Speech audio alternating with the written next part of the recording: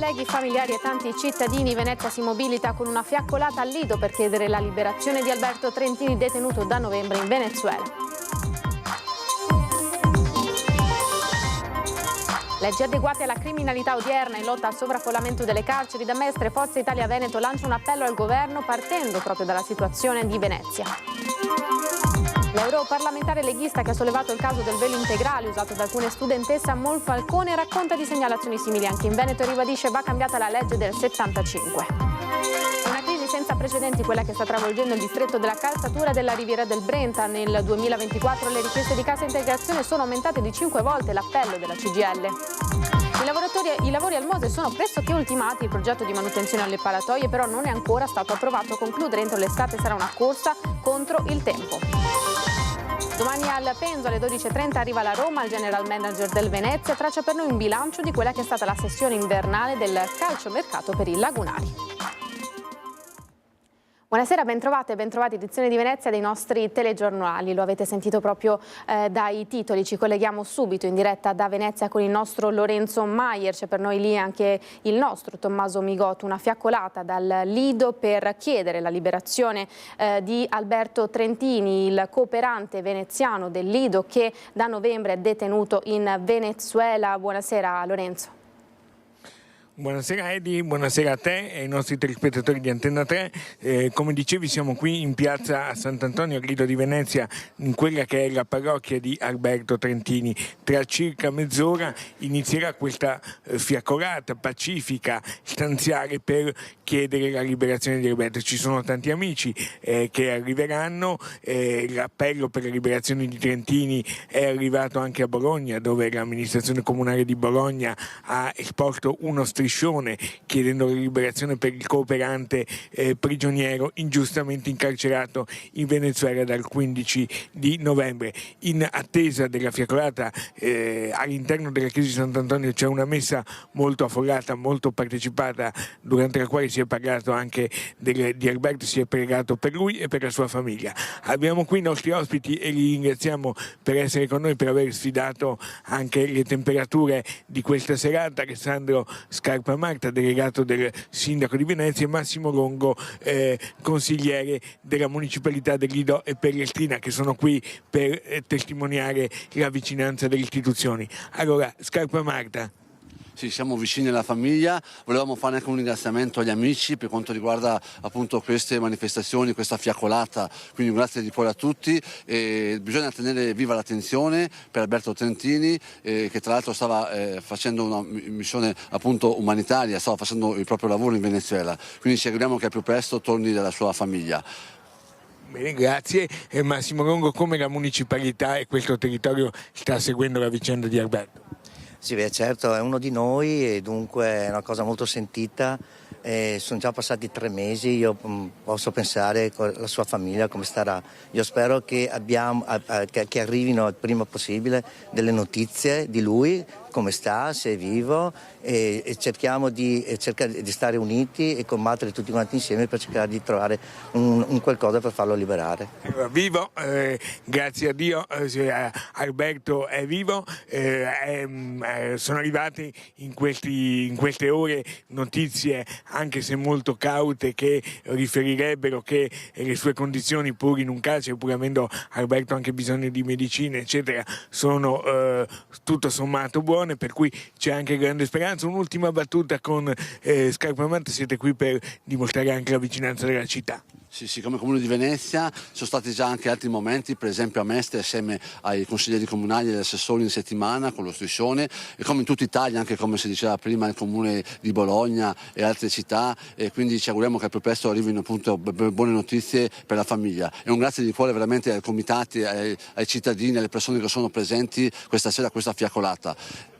Una manifestazione che è indetta dagli amici di Alberto con articolo 21, tra coloro che parleranno, che daranno la loro breve ma intensa e significativa testimonianza ci sarà anche l'attrice Ottavia Piccolo, sempre molto sensibile alle iniziative del territorio.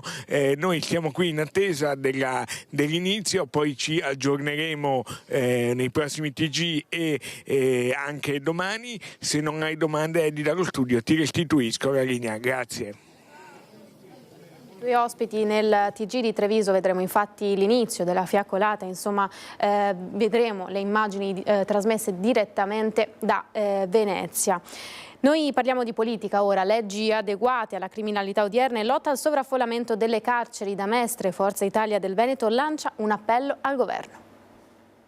Mancano pochi giorni. Con l'arrivo del Carnevale, Venezia sarà la prima città del Veneto ad istituire su larga scala le cosiddette zone rosse volute dal Ministero dell'Interno, vale a dire aree sensibili altamente presidiate, dalle quali potranno essere allontanati soggetti potenzialmente pericolosi o pregiudicati. Bisogna stare attenti che non sia un bordo della zona rossa, che poi c'è un'altra zona che diventa, tu sposti di sicurezza su un'altra area, per cui le dovranno essere valutate bene, ma sono assolutamente d'accordo, vanno fatte, noi le stiamo già facendo da anni, difatti quelli che adesso stanno certificando le hanno copiate da noi. Le zone rosse non saranno solo a Venezia, ma anche nelle aree difficili dell'entroterra, a Marghera come nei dintorni della stazione di Mestre, a partire da quella via Piave scelta da Forza Italia proprio per fare il punto sullo stato della sicurezza in città, con tra gli altri i vertici regionali e locali del partito. Noi abbiamo un'ottima polizia municipale, ma deve essere integrata dalle altre forze dell'ordine come la Polizia di Stato, i Carabinieri.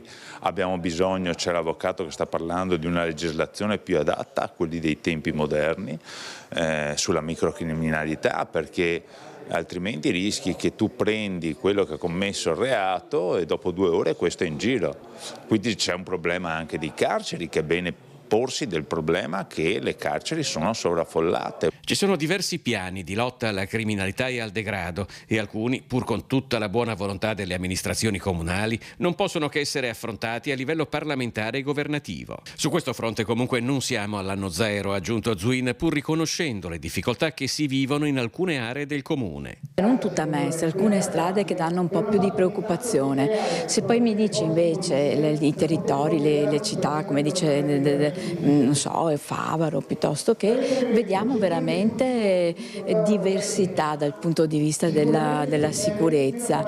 Questi lazzaroni ci saranno sempre, non è che tu abolisci il lazzarone, devi soltanto trovare delle norme, dei meccanismi, delle pratiche che riescono a tutelare la sicurezza delle persone. È assurdo quello che succede, però queste cose vengono fatte solo in Italia, perché all'estero dà un sacco di botte e finisce la storia, una barata di botte. Niqab a scuola, il caso delle ragazze con il velo integrale che per entrare in classe vengono identificati in una stanza separata dagli altri alunni, arriva anche in Veneto. Ci sono molti cittadini di Mestre e di Marghera che mi sottopongono spesso la questione del velo integrale, come anche di altre situazioni. Niqab a scuola, il velo integrale che lascia scoperti solo gli occhi. Il caso scoppiato all'Istituto Tecnico Professionale Sandro Pertini di Monfalcone scavalca i confini regionali e arriva anche in Veneto. Non solo un problema di sicurezza, secondo l'europarlamentare già sindaca di Monfalcone, Anna Maria Cisint, che da anni si batte affinché venga promulgata una legge che vieti l'utilizzo del velo integrale.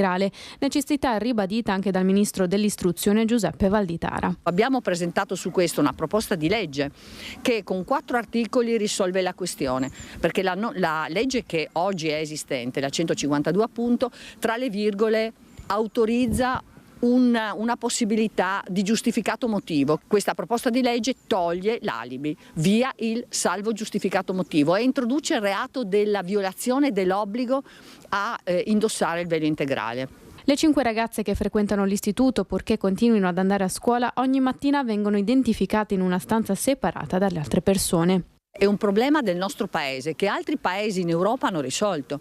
La Francia, l'Austria, la Danimarca, la Bulgaria, dal 1° gennaio anche la Svizzera. In questi paesi è vietato l'uso del velo integrale, perché non ci può essere integrazione se non c'è la possibilità di guardarsi negli occhi. È un problema generale perché il numero degli islamici presenti in Italia è molto cresciuto e ovviamente sono stata sindaco di un comune, sono 8 anni che faccio questa battaglia perché ho visto crescere il numero delle donne completamente coperte e abbassare l'età delle ragazze completamente coperte. La sinistra si accoda alla proposta, evidenziando la necessità di regolamentare l'uso del velo almeno negli istituti, una possibilità per diventare credibili, ribadisce Cisint. Il velo integrale è un gravissimo atto di sottomissione, il pericolo sta in questo, nel non riconoscimento degli islamici radicalizzati di accettazione dei valori della nostra Costituzione. Se la Costituzione e il nostro sistema giuridico sono importanti perché l'Italia è un paese di diritto,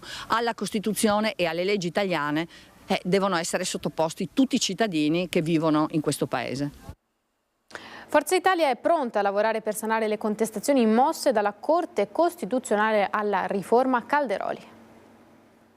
Il Parlamento deve sempre muoversi in punta di piedi, perché comunque c'è un potere della magistratura, in questo caso della Consulta, che per carità è l'organo supremo, però ogni volta tu fai una legge c'è il rischio che qualcuno te la smonti. È vero che la Corte Costituzionale ha bocciato la proposta di referendum abrogativo della riforma Calderoli, ma qualche settimana prima, sempre la Consulta aveva anche contestato 7 punti della legge sull'autonomia differenziata, che adesso, secondo il ministro Calderoli, richiederanno un'altra legge per le materie con i LEP. Che la questione autonomia fosse in discesa ci credevano in pochi, era assolutamente in salita, e credo che lo capiscano bene. Io tra l'altro ho fatto il parlamentare 2008-2013 quando si parlava della legge ovviamente sul federalismo fiscale, lo ricordate bene, no?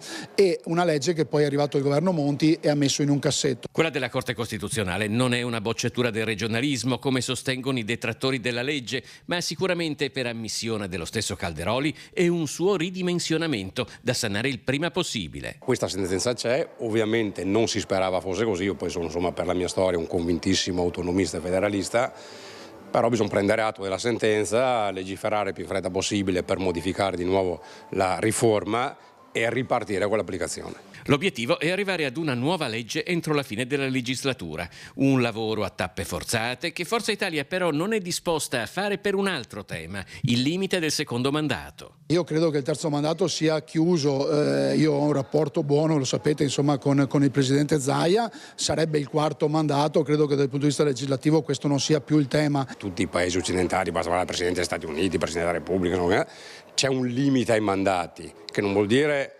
applicarlo a Luca Zaia o a Flavio Tosi quando era sindaco, vuol dire che chi gestisce il Parlamento, il legislatore, decide dei limiti per evitare le concentrazioni di potere. Crisi nel settore calzaturiero della Riviera del Brenta, l'appello della CGIL. Iniziano le prime crisi perché le aziende, non avendo più una loro struttura e lavorando solamente per le grandi griffe, se la griffa ha lavoro lavorano tutti, se la griffa non ha lavoro vanno in crisi tutti. È ciò che sta avvenendo in questo momento. Nel 2024 le richieste di cassa integrazione nel settore calzaturiero della Riviera del Brenta sono aumentate di 5 volte. Molte aziende hanno esaurito le settimane di cassa disponibili e stanno cercando soluzioni come contratti di solidarietà. La preoccupazione per l'occupazione è seria. Michele Pettenò, segretario provinciale di Filctem CGIL, chiede l'apertura di tavoli istituzionali per creare nuove prospettive, sottolineando che la cassa integrazione non può essere l'unica soluzione. Serve un impegno congiunto di istituzioni e imprese per salvaguardare il patrimonio di competenze e tradizioni del distretto. Perché altrimenti, se vige solamente la logica del guadagno, nel giro di 10 anni probabilmente il distretto rischia di scomparire.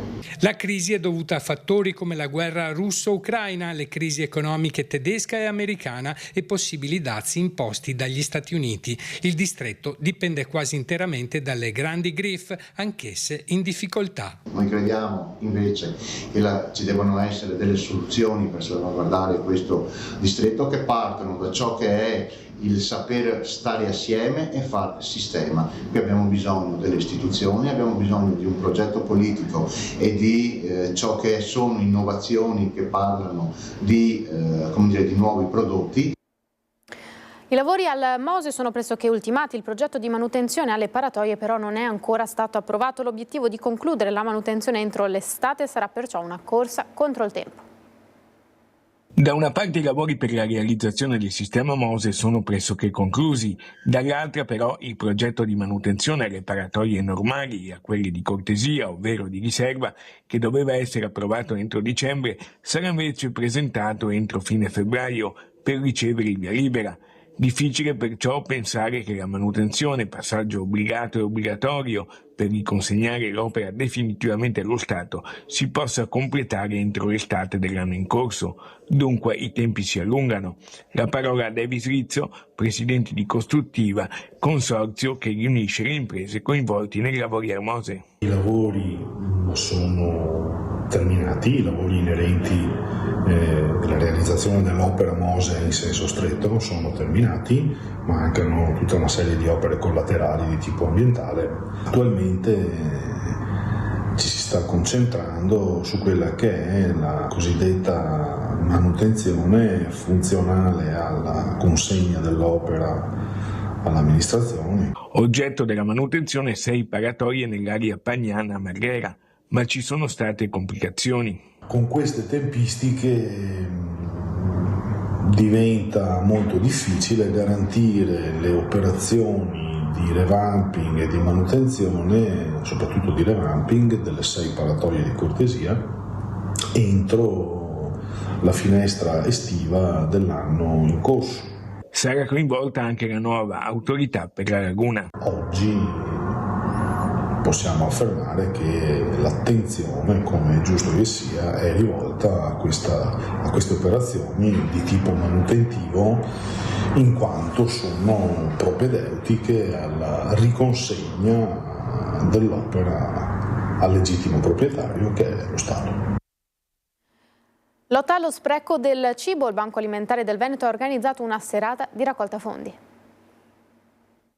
Abbiamo bisogno di un sostegno in donazione di alimenti perché c'è sempre più bisogno di prodotti alimentari che possano essere eccedenze alimentari ma anche produzioni dedicate a chi in questo momento è in difficoltà. L'Associazione Banco Alimentare del Veneto raccoglie e recupera le eccedenze alimentari e le ridistribuisce a organizzazioni partner territoriali che si occupano di assistenza e di aiuto in Veneto. Assistiamo oltre 85.000 persone che in tutta la regione Veneto sono seguite e accompagnate attraverso le 465 associazioni che ogni giorno dopo giorno si occupano del loro bisogno. Nella settimana durante la quale si ricorda la lotta allo spreco del cibo, il Banco Alimentare del Veneto ha scelto Venezia per la sua iniziativa di raccolta fondi. Al Gritti Palace, nella serata di giovedì 6 febbraio, si è tenuto l'evento Insieme per fare la differenza. E il Comune di Venezia è felice, insieme al sindaco che mi ha delegato, di ospitare questa cena proprio nella nostra Venezia centro storico. Siamo davvero orgogliosi e contenti di avere la possibilità questa sera tramite il Banco Alimentare di contribuire a coloro che hanno ancora più bisogno. Alla cena di beneficenza hanno partecipato anche i frati cappuccini del Convento del Redentore che aiutano un'ottantina di famiglie bisognose alla Giudecca. Si parla in quest'anno di giubileo di speranza e speranza è questo, la parola ebraica speranza significa una corda gettata. Ecco, noi vorremmo ricordare che tante persone a volte rischiano di non aver speranza, cioè rischiano di non trovare una corda che si possa gettare loro nel momento del bisogno. Lo sport, il calcio, domani al Penzo alle 12:30 arriverà alla Roma. Intanto il general manager del Venezia traccia un bilancio della sessione invernale del calciomercato. Ha il grande pregio di metterci sempre la faccia, oltre a una competenza vastissima e una disponibilità e sensibilità davvero rare nel mondo del calcio di oggi, il direttore sportivo del Venezia Football Club, Filippo Antonelli, uno dei dirigenti emergenti più seguiti e ricercati del nostro calcio, che traccia un bilancio della sessione invernale di calciomercato per gli arancione-verdi. Domani, intanto, alle ore 12:30 allo stadio Pierluigi Penzo di Sant'Elena, nella partita del pranzo della domenica, per il Venezia arriva la Roma e servono punti salvezza.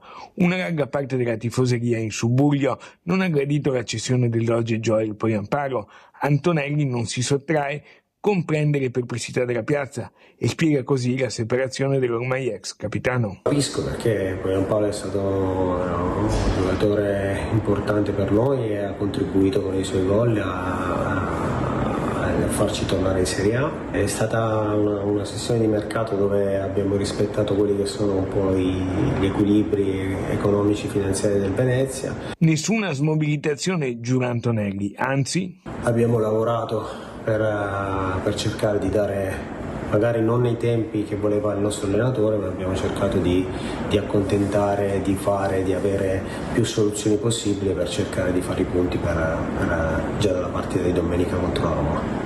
E alla fine del mercato un saluto dedicato ai nostri telespettatori e a tutti i tifosi che seguono il Venezia e le altre squadre attraverso le nostre reti. Un saluto a tutti i tifosi e gli spettatori di Medio Nord-Est e un invito a essere sempre numerosi allo stadio come abbiamo visto quest'anno al Penso.